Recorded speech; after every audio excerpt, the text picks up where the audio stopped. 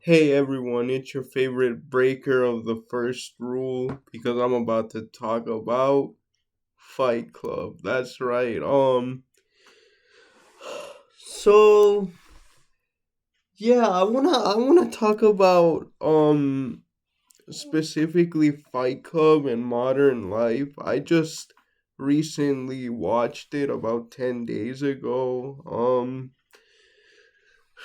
And I went with a friend because they were doing a one night showing of the 4K remaster, which they're gonna release on Blu-ray. Unfortunately, I don't have a Blu-ray player anymore, much less a 4K one. So, yeah. But shout out to my friend Ben who went with me, and shout out to my friend Alex who was gonna go with us.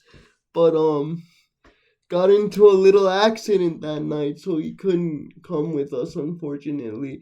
And I'm in a dress shirt because I just came back from one of my friends' graduation. So shout outs to my one of my best friends in the whole wide world, Chris, for getting his masters in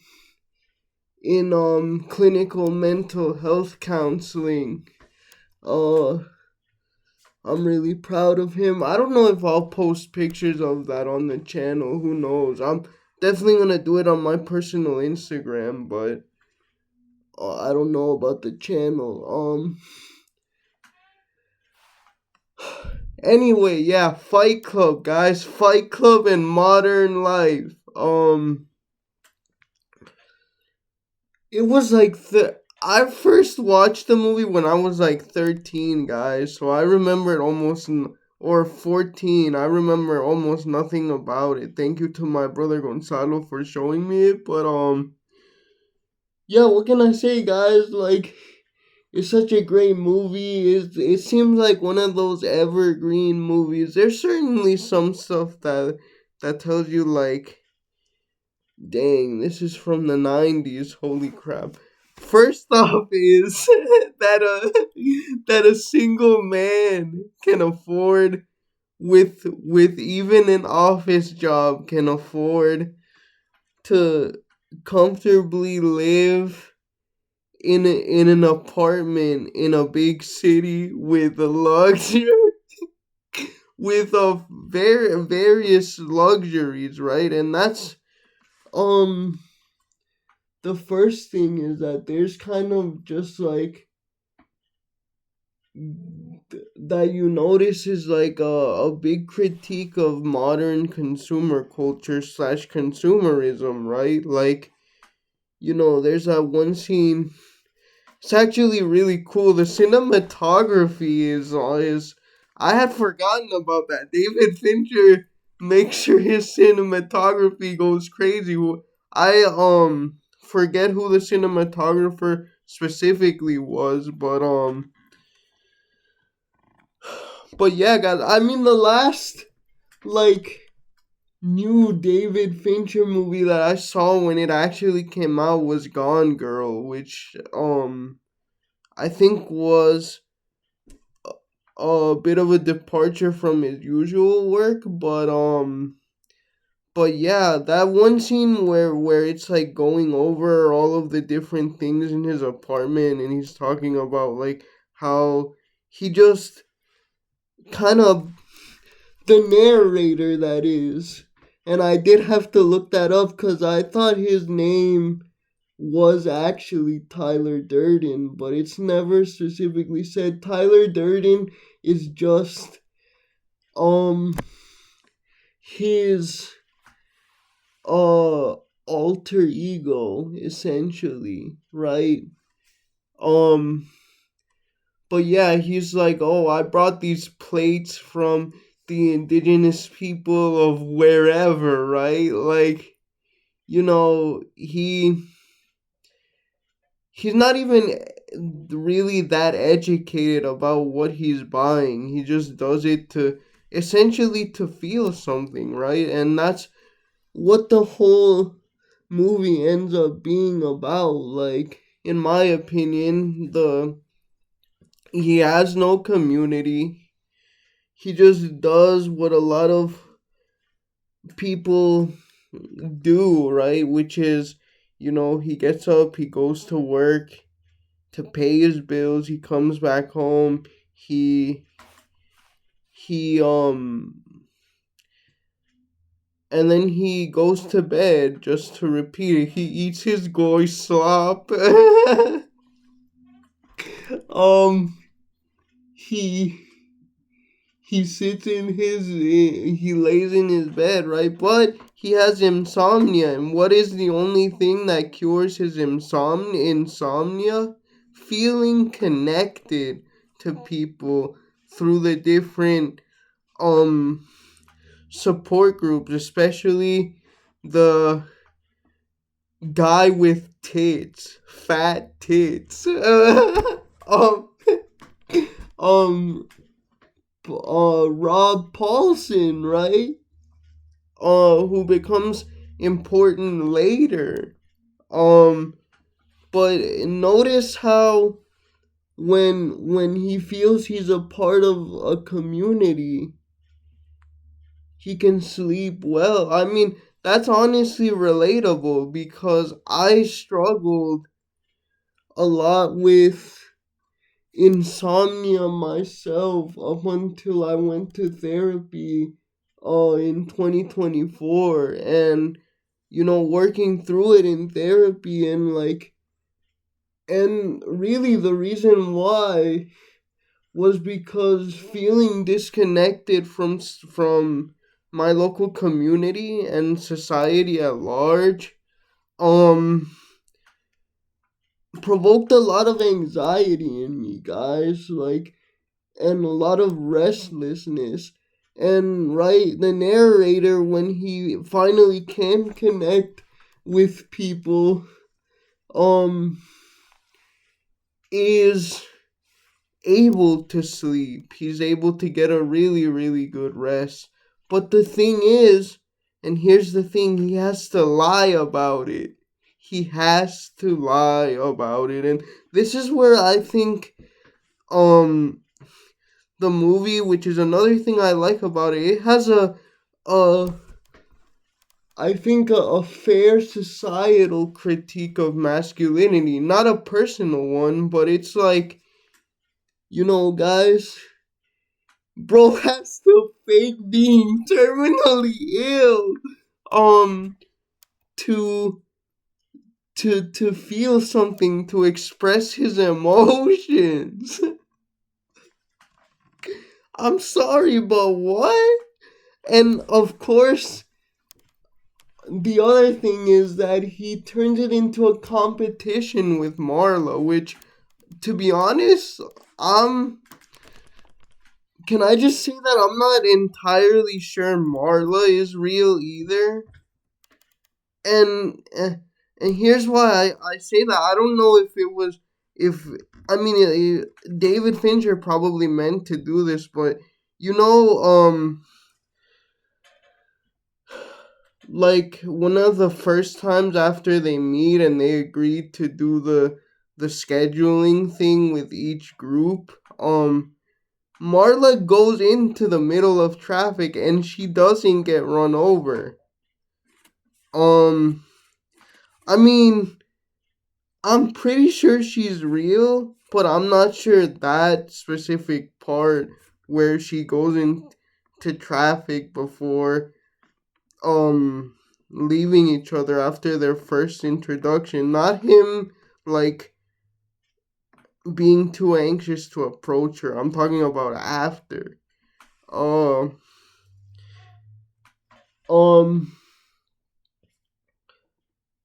but yeah, that's another thing too, right? Like, obviously it's not just limited to men, because women can feel that same sort of alienation too. But I think with the whole Tyler Durden thing, it obviously connects back more to, traditional images of masculinity. Like, guys, why is it really um that it seems that we as men now, thankfully, I've very rarely had this experience. What I will say is that even though I've had men model deeper emotions for me, like especially my dad, shout out to him. Obviously, he wasn't perfect, but what I will say is that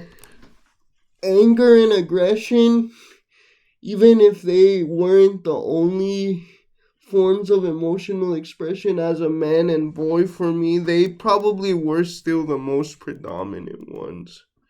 Um and obviously I think that's clear in the movie, right? Like um I mean, Fight Club itself is, once again, it's just so guys around town can feel something, uh can feel alive, right? And it snowballs. um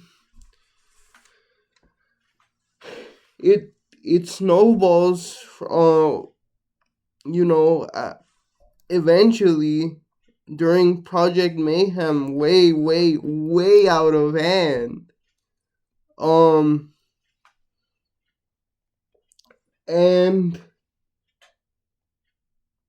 um you know what, I it's for that reason that it's like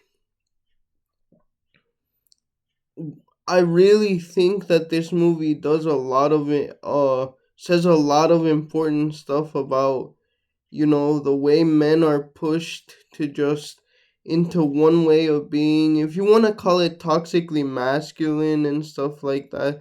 And it has a lot to do with the P word, right? I know people are gonna call me a simp, people are gonna call me like um what is it that they call those people, a pick me? But I'm being pretty serious because I think it's pretty evident in the subtext of the movie, right? Like how we can only be this way, we can only find community in through violence, essentially through violence, the greatest male pastime. I mean, I've told this before, but like bonding for me and my brothers often involved us watching WWE and then reenacting it on each other. Like, just. And to be honest, and I mean, I may upset some of my more progressive viewers here, but a little bit of that I think is fine, but to the point where it becomes uh basically a national sabotage ring. But what I will say, right, is that this is all under the subtext essentially of capitalism, guys, of like a soulless society that pushes everyone to be disconnected from each other and like to have to resort to these things, especially as a man. Again, I'm obviously not excusing what the narrator slash Tyler Durden ended up doing, but guys, he's kind of right when he says, "Oh yeah, he's blowing up creditors' offices, right? Wiping out people's." And in that way, you know, it's kind of like the Luigi situation in our own times, right? Because normally, of course, vigilantism isn't going to get anything done, but at the same time, guys, how many, how many, uh, people have been ruined by the creditors? Medical, um, and just financial in general, especially in the US academic as well, because we don't we refuse, even though we easily could, to have universal healthcare and universal public education from K through uh bachelor's, masters, and doctorates, right? Because while they tell us, oh yeah, go to school, get your degree, find a good job, but we're gonna yet saddle you with all of this tremendous debt, which, as I said in all of my other videos, or some of my other videos, isn't even tied to any real thing, guys. It's just, as one of my viewers put it, currency. Literally, at this point, electrical currency is running through computers. Really, bro? My life expectancy is gonna get cut way short just cause I didn't have a machine input the correct series of electrical impulses halfway across the world, or in some central mainframe of a creditor of a debt company. Hell no. I'm sorry, no. Um but in that way, Project Mayhem is is obviously kind of sympathetic, but of course towards the end, with what happened with Rob, his name was Rob Paulson. Nah, seriously though, it's sad, right? And that's the first time when the narrator kind of um starts to snap out of it, right? He's like, oh my gosh, these repercussions, they may have good intentions, but still, man, it's like I normally um transgressive pieces of fiction which are morally ambiguous, at least in my opinion, from what I've seen, normally they tend to go back to the bad ones anyway, tend to go back just to the individual. But the reason why I like Fight Club is that, it tries its best to to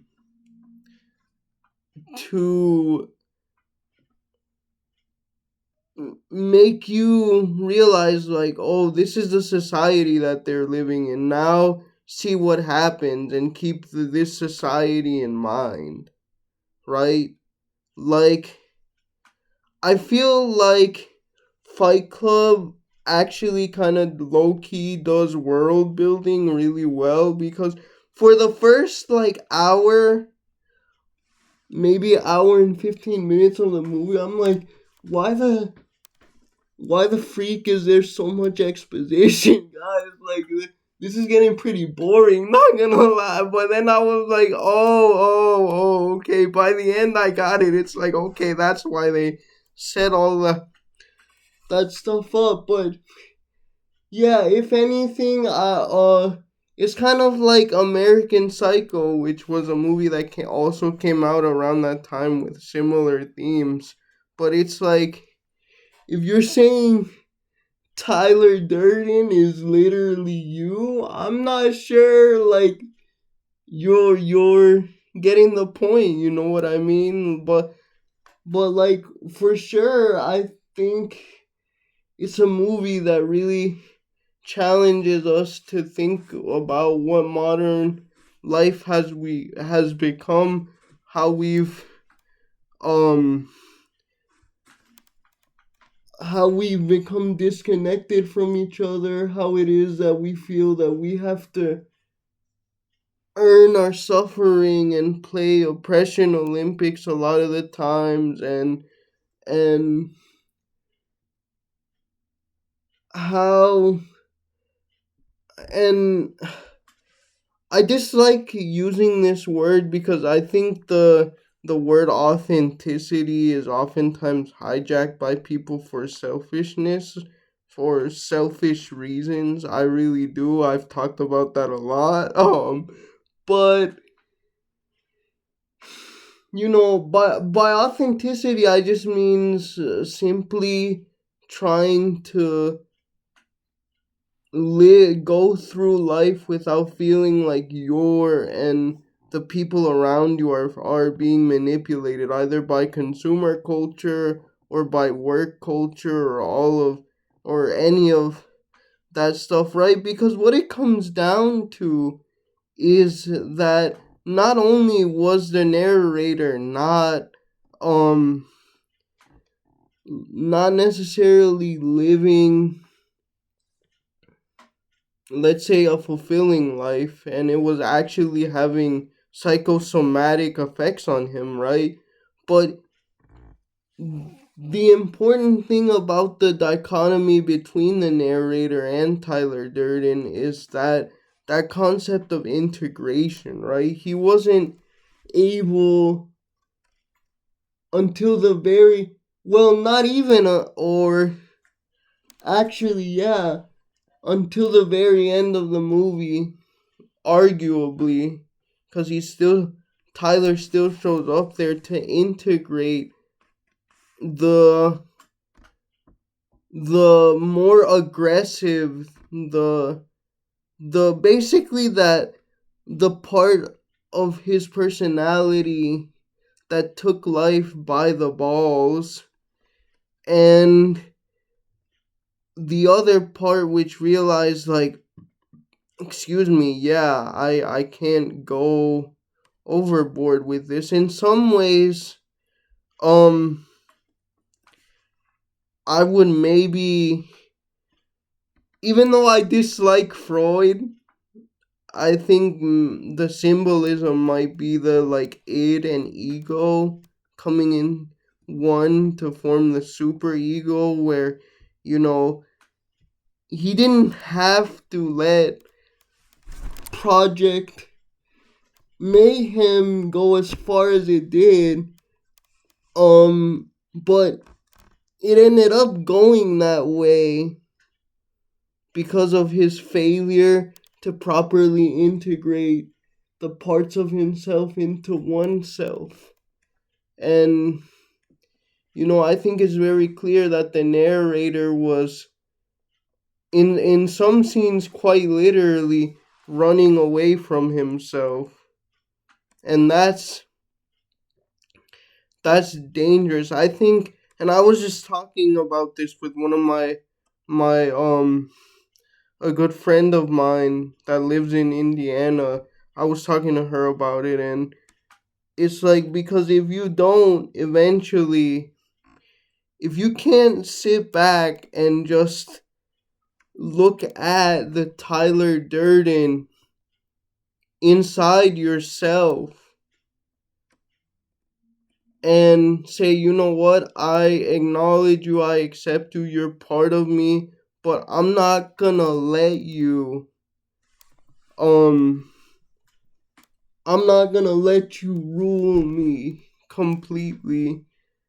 I'm gonna use you to my advantage when I need you, right? Because, you know, yes, he ended up hurting Marla, right? The narrator, but he still made that connection. And if it hadn't been for Tyler, even though it was, let's say, a superficial connection, and, he let Tyler not let him fully connect with Marla beyond the physical,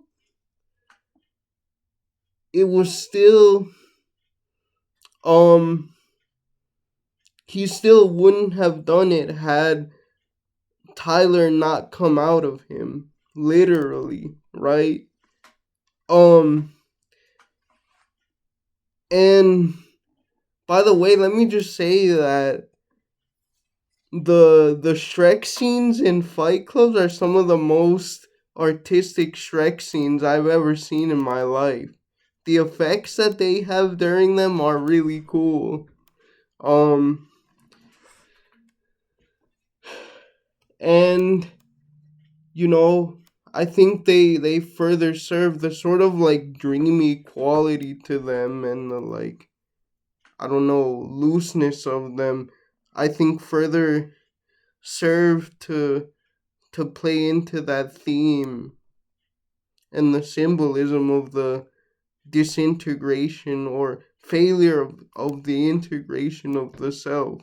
Um and you know, yeah, guys, what else? I'll leave you with these final words, which are: face yourself, be kind to each other, fight, but don't go too overboard, and try as best as you can to not let life pass you by. All right, guys, see you. Bye.